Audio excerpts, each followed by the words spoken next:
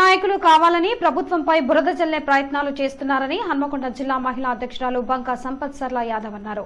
Hanamkonda party కార్యాలయంలో ఏర్పాటు చేసిన విలేకరుల సమావేశంలో రాష్ట్ర ప్రభుత్వం ఆర్టీసీని కాపాడాలి మరియు ప్రజలకు లాభం కలగాలన్న ఉద్దేశంతో మహిళలకు ఉచిత బస్సు ప్రయాణం కల్పిస్తూ దానికి మహాలక్ష్మి పథకమని పేరు పెట్టడం జరిగిందని, అది జీర్ణించుకోలేని టీఆర్ఎస్ నాయకులు ఆటో కార్మికులను మరియు ప్రైవేట్ బస్సు డ్రైవర్లను ఓనర్లను రెచ్చగొట్టి ధర్నాలు చేసి ప్రభుత్వానికి చెడ్డ పేరు తేవాలని ప్రయత్నం చేస్తున్నారని, అది ఎట్టి పరిస్థితుల్లో జరగదని, ఖచ్చితంగా ఆటో కార్మికులకు గాని ఆర్టీసీ ప్రైవేట్ బస్ యాజమాన్యానికి గాని లాభం జరిగే విధంగా కాంగ్రెస్ ప్రభుత్వం చర్యలు చేపడుతుందని ఆమె తెలిపారు. అదేవిధంగా 6 గ్యారెంటీలను ప్రభుత్వం 100 రోజుల్లో అమలు చేస్తుందని పేర్కొన్నారు. ఆర్టీసీ బస్సుల్లో మహిళలకు ఉచిత ప్రయాణాన్ని అడ్డుకోవాలని ప్రయత్నించే వారికి గట్టిగా బుద్ధి చెప్తామని ఆమె అన్నారు.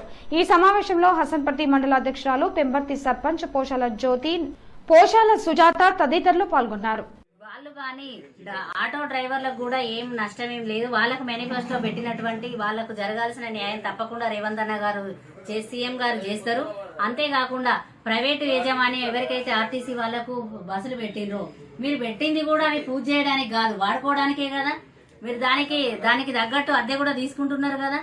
అలాంటప్పుడు వాళ్ళకి మీరు అద్దెకిచ్చినప్పుడు వాళ్ళ బస్సులు వాళ్ళు ఎట్లా వాడుకుంటారు.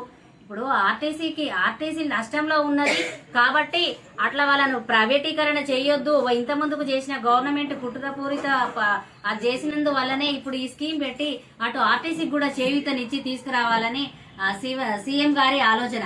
అంతేకాకుండా మొన్నటి వరకు 6 కోట్ల వరకు అవి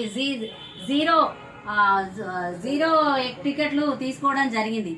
అంటే అది వాళ్ళకు న్యాయం జరిగినట్టే కదా. ఆర్టీసీ వాళ్ళకు అంత పెద్ద వ్యవస్థ కూలిపోతుంటే చూస్తారా.